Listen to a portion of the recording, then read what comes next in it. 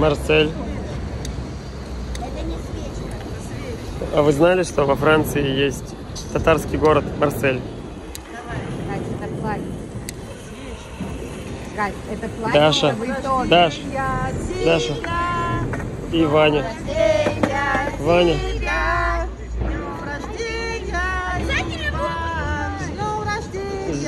С днем рождения.